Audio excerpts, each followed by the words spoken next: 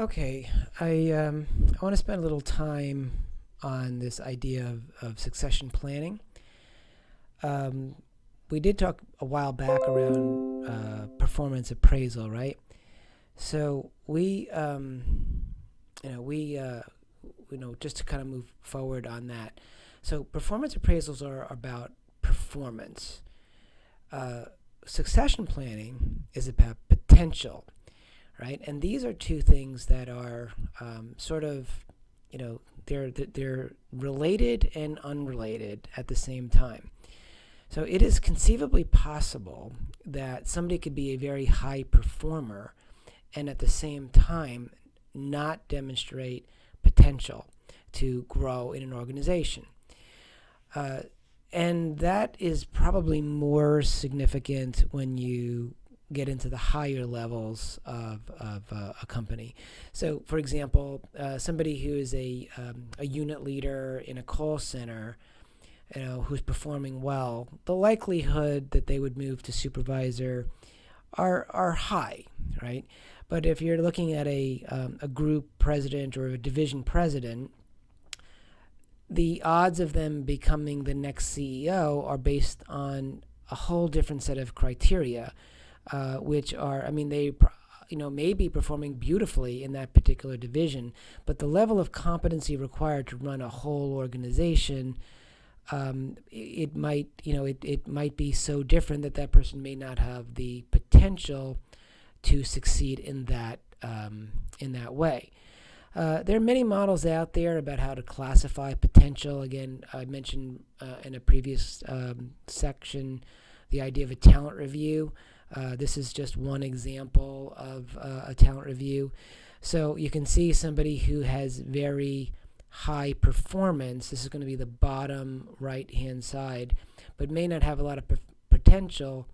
This is somebody who's would be deemed the high professional. We want to keep this person. They're performing great, and they may not get any further. You can see the moderate performer is the solid professional who might have low potential. A key player could be somebody who's sort of like in the middle on both of these things. Somebody we need to take a look at. Somebody who is on the rise. So somebody who could be a future star, who's showing great potential in terms of, you know, uh, thought process and competency and skills, but may not be the highest of performers. That person we're going to take a strong look at. Maybe give that person some developmental assignments to grow and develop, because we might see that future star or that current star who might be very, very high on the performance side and moderate on the potential side. But those are the folks who are going to get, automatically are going to get the mentors, who are going to get the special assignments to help grow them, because there's some view and consensus that these are future leaders in the company. So you see that green section towards the right hand side. Those are your high potential, your people you're going to develop. The yellow ones are the folks that you can kind of they probably will get fewer obvious opportunities. And then there are the kind of folks who sort of are good performers, but maybe are not the kind of people who are easily recognized. Maybe they're not known in an organization. And for somebody like that who wants to grow and develop within a company, those are the kind of folks that almost got to seek their own mentors out, make their own connections. And that is something that is quite possible to do, but it needs to be something done very proactively. So really the point here is to make that differentiation between the two things, the potential versus performance. Now, there is something else I would like to show you. It's part of succession planning is this concept of vulnerability, and this is something that's part of the talent review process. It's about being proactive in the kinds of people that we want to retain. If they were to leave, how vulnerable would we be if this person were to leave? And there's some reasons why that would create that vulnerability. So, for example, if they're in a position that requires a high degree of experience and technical skills in a very unique area, that would be a huge loss. So that would create some vulnerability. And if that person were to leave, what is your backup plan, or what can we do to keep that person? Do we maybe overpay that person, or maybe we need to look deep into the bench and find out, is there someone else in there that we can sort of put on a track to acquire the same technical experience. It could be a unique where a circumstance where transfer of knowledge is not easy, and that person becomes very, very valuable, or is in a position where building credibility and critical relationship takes time. You might see people in the sales force who have those key critical relationships that if they were to go away, the client might go out to rebid, and that would create some vulnerability. So what is your strategy to sort of get ahead of that? Someone who has rare premium skills that are sought after externally, so that's quite important. Or the battle to find leaders who have diverse backgrounds, depending on the communities that you live in. Certain areas might require more of a diverse front face of the firm, and very often that could be race, gender, ethnicity, those kinds of things. So how do we hold on to that talent?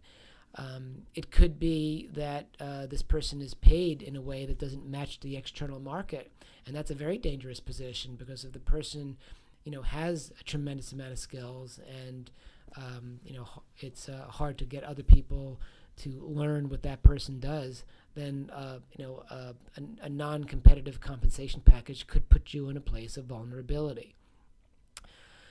There are some situations, and this is very, very common, where you have a person who is leading a substantial organization, but is not necessarily skilled or vested in people development. So that could create some vulnerability in terms of creating bench strength. It could be that this is really kind of very interesting one, is the person is very high performing person, and maybe shows some potential as well, but is in a line of business that has a low profile in the firm. It's not one of those core places. So that's a very interesting place to be. And what do you do with a person like that? Maybe you got to move them into more of a core business. If a person doesn't have a lot of backups, if any backups, and there's a small talent pool, then and maybe it might take months to find an external person. So that's interesting position to be in. And how we look at backups is interesting. Like, what do we talk about in terms of who is ready now to take another move, and how do they rate in terms of leadership and executive exposure and client relationships and the scope of their role and their span of control and their intelligence, specifically their emotional intelligence to be a leader. So that's all very interesting. And there are some things that you could do, like in terms of contingencies for people in vulnerable positions, is that you can do job design or job redesign to either give that person more responsibility or to other people. External search is very interesting. So when I look at some succession plans, particularly at the highest levels in an organization, you could argue that you've already know your internal search through your talent reviews. You already know who those people are, but you can pay decent amounts for external research. And very often, people in the succession plan and who are backups are people who are not currently a part of your organization, and that's more likely to happen at senior levels. Looking at compensation packages clearly is something that you can do in certain circumstances. Having a very specific development plan for the backup of somebody who, if they were to leave, would put you in a vulnerable position. Career tracks, literally having the actual detailed tracks of how to move people to grow into these larger roles, is something to really think about. That's not the easiest thing to do, but it's certainly a method that you can use. Assigning mentorship to your high potential people within the organization, that could be something that could be extremely helpful.